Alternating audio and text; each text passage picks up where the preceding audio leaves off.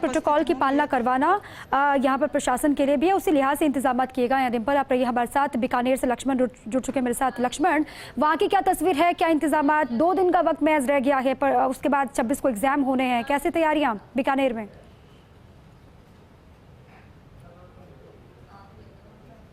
देखिए, निश्चित तौर पर यहाँ पे अभी तमाम तैयारियां पूरी कर ली गई हैं। खास बात यह है कि आज वीसी हुई और वीसी के बाद संभागीय आयुक्त, आईजी, कलेक्टर समेत तमाम अधिकारी बैठे हैं। चिंतन मंथन हो रहा है किस तरह से करना है। 90 से अधिक सेंटर्स यहाँ पर बनाए गए हैं। 15,000 से अधिक अभ्यर्थी बाहर से आएंगे, तो तमाम व्यवस्था है। यहाँ पर एक व्यवस्था और की है, कलेक्टर नमित मेहता से जो बातचीत हुई उन्होंने बताया कि यहाँ पर NGO के जरिए जो है ये व्यवस्था की गई है कि खाने की कोई दिक्कत ना हो, ये व्यवस्था की गई है। रैन बसों की व्यवस्था की गई है। देखिए, हम कोशिश करेंगे एक तस्वीर हम आपको दिखा दें कि किस तरह से यहाँ जो बैठक जो चल रही है, उस बैठक में तमाम आला अधिकारी मौजूद हैं। आप देख सकते हैं यहाँ पर ये तस्वीर कि किस तरह से जो है आला अधिकारी अभी जो है चिंतन मंथन इस बैठक पर लगातार जारी है। संभागीय आयुक्त हैं, आईजी हैं, कलेक्टर नमित मेहता हैं, ये तमाम लोग हैं। तो यहाँ पर ये जो तस्वीर है, ये एक तरह से इस रीट की जो परीक्षा है उसको लेकर है कि कितनी महत्वपूर्ण ये परीक्षा अपने आप में है। और यहाँ पर ये तमाम अधिकारी इसी बात को लेकर बैठे हैं कि कहीं कोई दिक्कत ना हो, कोई परेशानी ना हो। ये जो कोशिश यहाँ पर की गई है, इसके जरिए एक संदेश छोड़ने की बात है कम से कम कि किस तरह से जो है पूरा एक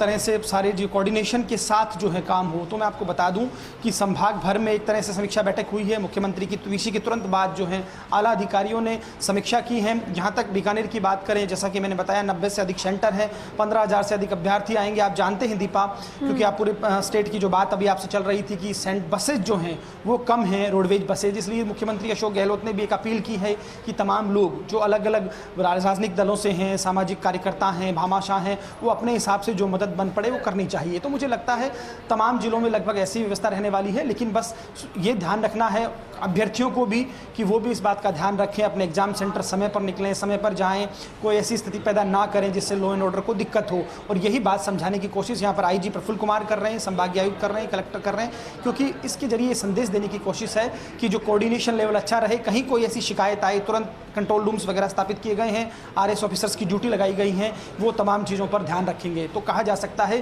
कि रीट की परीक्षा बेहतर हो। और देखिए, एक बहुत महत्वपूर्ण बात दीपा जो मैं कहना चाह रहा हूँ कि आप ये देखिए कि मुख्यमंत्री अपने स्तर पर इस पूरी परीक्षा की मॉनिटरिंग के लिए वीसी करते हैं, बात कर रहे हैं, फीडबैक ले रहे हैं, अपील कर रहे हैं, जो ये बताता है कहीं ना कहीं सरकार गंभीर है। बेरोजगारी जो मुद्दा है जिसको लेकर अशोक गहलोत घेरते रहे, तो कहीं ना कहीं उनके शासन में ये जो रीट परीक्षा जिस तरह का बड़ा आयोजन हो रहा है वो पारदर्शिता के साथ हो, इसकी कोशिश सरकार अपने स्तर पर कर रही है। और ये भी कहा गया है इंटरनेट वगैरह पर खुद सीएम इसको लेकर लगातार बैठकें करते हैं, ट्वीट करते हैं, तो गंभीरता को भी समझा जा सकता है, समझना बहुत आसान हो जाता है। लक्ष्मण, चूंकि हर परीक्षा में कोशिश यही होती है कि जो मुन्ना भाई हैं, जो फर्जीवाड़ा हो रहा है, जो नकल हो रहा है, उसको रोका जाए, और इसीलिए लगातार कोशिशें भी होती हैं। फिर भी हम देखते हैं कि कई नकलची पकड़े भी जाते हैं, मुन्ना भाइयों को दबोचा भी जाता है। ये सबसे बड़ी परीक्षा है जिसको लेकर खुद संवेदनशील है मुख्यमंत्री, खुद गंभीर है, लगातार बैठकें भी ले रहे हैं। अब वहाँ पर भी जो प्रशासन है उसके लिए चुनौती और बढ़ जाती है। बड़ी संख्या में परीक्षार्थी जब वहाँ पर आएंगे तो नकल को रोकना, मुन्ना भाइयों को सक्रिय होने से रोक पाना अपने आप में एक बहुत बड़ी चुनौती है, अगर अच्छे माहौल में परीक्षा संपन्न हो जाती है तो।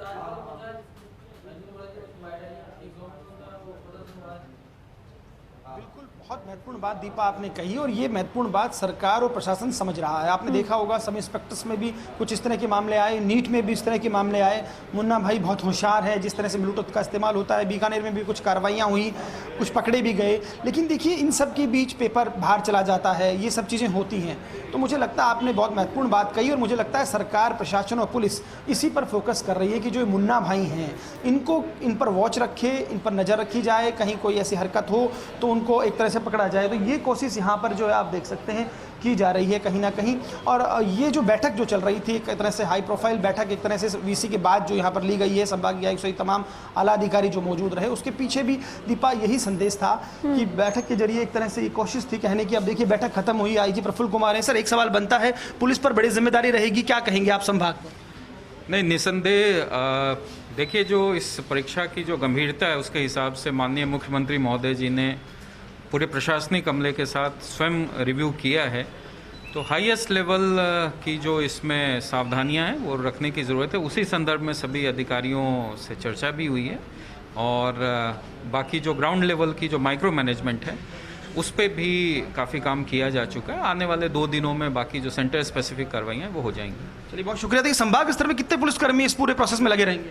देखिए, इसमें जो सेंटर पे पर्याप्त संख्या में पुलिसकर्मी रखा गया, हर सेंटर पे 2 महिला पुलिसकर्मी, इसके अलावा 2 स्थानीय पुलिसकर्मी और होमगार्ड की भी व्यवस्था की गई। इसके अलावा फ्लाइंग टीम्स बनाई गई है और जो जहाँ पे ज़्यादा आवागमन होगा, जो संवेदनशील क्षेत्र हैं, वहाँ पे फिक्स पिकेट्स भी लगाया गया है। तो पूरे आप मान सकते हैं कि लगभग पूरा जिला ही इस एग्ज़ाम के लिए गियर्ड अप है और सारी व्यवस्थाएं उसी हिसाब से। देखिए, जिला गियर्ड अप है। आईजी ने बताया। जिला कलेक्टर नमित मेहता से बात कर लेते हैं। अभी वीसी हुई, जिस तरह के दिशा निर्देश दिए, मुन्ना भाई एक समस्या रहते हैं। आईजी साहब से बात हुई, नकल को लेकर एक बड़ी चैलेंज रहता है, पुलिस के साथ कोऑर्डिनेशन है, क्या कहेंगे, कितने सेंटर्स हैं, किस तरह की व्यवस्थाएं हैं? देखिए, 98 सेंटर्स है जिले के अंदर, जिसमें लगभग एक पारी में 30,000, अगली पारी में 30,000 लोग बैठेंगे। पर इंडिपेंडेंट जो स्टूडेंट्स हैं वो 33,000 के आसपास है। 15,000 बाहर से आने वाले, 17-18,000 शहर के हैं। तो अभी हमने जो आज वीसी में भी जो निर्देश प्राप्त हुए हैं, वो जो बाहर से आ रहे हैं उन बच्चों की लॉजिस्टिक्स, उनका मूवमेंट, उनके खाने पीने की व्यवस्था हो, वो अच्छी तरीके से रह सके। साथ ही चीटिंग को लेके ज़ीरो टॉलरेंस रखनी है। तो अगर पहले लॉजिस्टिक्स की अगर बात करें तो हमने यहाँ पे 7 बस स्टैंड्स बनाए हैं ताकि लोड स्प्रेड हो सके। साथ ही हमने करीबन 10 से 12 रैन बसेराम बना रहे हैं, जहाँ पे उनके ठहरने की जिन लोगों का कहीं इंतज़ाम वो करके नहीं आए हैं तो वो हमारे रैन बसेरा में रुक सकते हैं, वहाँ हम खाने की व्यवस्था भी कराएंगे। और चीटिंग की और जो दूसरी व्यवस्थाओं की बात है, उसके लिए 25 फ्लाइंग स्क्वाड बना दिए गए, जिसमें ऑलमोस्ट सारे आरएस अफसर्स को लगाया। कुछ कमी पड़ रही है तो डीएलओस को भी उसमें लिया गया, पुलिस के अधिकारी है। कल सारे फ्लाइंग स्क्वाड के अधिकारी 4 पर एक स्क्वाड है 4 बूथ पे, तो वो कल सभी अपने अपने बूथ्स को विजिट भी करेंगे। वहाँ पे कोई भी उनको सेंसिटिव बात लगती है उसको हमारी जानकारी में लाएंगे। मोबाइल को बिल्कुल बैन किया जाएगा। स्कूल के अंदर कलेक्टर हो, कोई और अधिकारी हो, कोई भी अपना मोबाइल नहीं ले जाएगा। केवल मात्र अगर किसी के पास एक रूटीन का जो अपना सिंपल फ़ोन होता है, नॉन एंड्रॉइड, वो कोई कम्युनिकेशन के लिए रखना चाहे तो एक कोई का केंद्र अधीक्षक या कोई वो रख पाएगा। सर, इंटरनेट पर बैन जैसी भी बात बीकानेर के लिए प्लान हो रहा है? इंटरनेट पे जो बैन की बात है वो अभी शासन के स्तर से डायरेक्शन आएंगे। वो जो भी होगा पूरे राज्य के लिए होगा, अलग से कोई जिले के लिए नहीं होगा। एक और आखिरी सवाल कि जो कंट्रोल रूम्स वगैरह भी काम करेंगे, किसी की ऐसी दिक्कत हो तो कहाँ बात करें? देखिए, हमने सभी स्तर पे कंट्रोल रूम बनाए हैं, जिसमें जिला कलेक्टर कार्यालय से लेकर एसडीएम कार्यालय तक, पुलिस एसपी जो है उनके ऑफिस में, आरटीओ पे, जो बस हमारी जो चीफ मैनेजर बस स्टैंड के उनके, तो करीबन 5 हमने कंट्रोल रूम्स बनाए हैं। तो वो कंट्रोल रूम भी आज हम उसको पैम्पलेट्स पे और पोस्टर्स पे लेके सभी पॉइंट्स पे चस्पा करा देंगे, तो किसी भी बच्चे को कहीं बात करने की आवश्यकता है उस पर करना। चलिए, बहुत शुक्रिया। देखिए, शुभकामनाएं, अच्छी परीक्षा हो। कहीं ना कहीं जिला कलेक्टर थे नमित मेहता, जिन्होंने बात की। आप तमाम यहाँ पर टीम देख सकते हैं, जिनके साथ बैठक यहाँ पर की है। कोऑर्डिनेशन है, कोऑर्डिनेटर है। बहुत बड़ी चुनौती है प्रशासन के सामने। वो कोटा की बात करें, बीकानेर या फिर जयपुर, सभी जगहों पर इंतजाम पुख्ता किए गए हैं। कोई भी गड़बड़ी ना हो, लापरवाही ना हो, नकल ना हो, ये रोकना बहुत बड़ी चुनौती। कोविड तो पहले से चुनौती है, लेकिन इन सभी को रोकना भी बहुत बड़ी जिम्मेदारी है सभी अधिकारियों पर। बहुत बहुत शुक्रिया।